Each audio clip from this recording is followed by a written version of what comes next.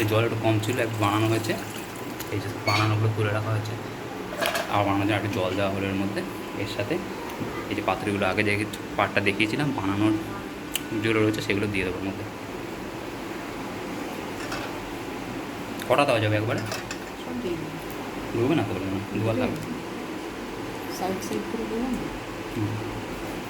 মাথাটা উঁচু। ও হ্যাঁ, থালাটা উঁচু আছে, কিছু অসুবিধা হবে, পরপর সাজিয়ে দিচ্ছে। কড়াইতে ভেজেও করবো। তেল দিয়ে চপার সাজিয়ে দিয়েছে, পড়ে না যায় সাবধানে। জল দেওয়া আছে, উঁচু যে উঁচু ঢাকা, ইডলির ঢাকা মতো দিয়ে দিল। ঠিক আছে, এটা ইন্ডাকশানে বসিয়ে দেবে, দিলে 10 থেকে 15 মিনিট মতো ফুটবে। আর একটা সিটি মতো আছে, সিটিতে আওয়াজ হবে, ওটা হয়ে গেলে নামিয়ে নেবে।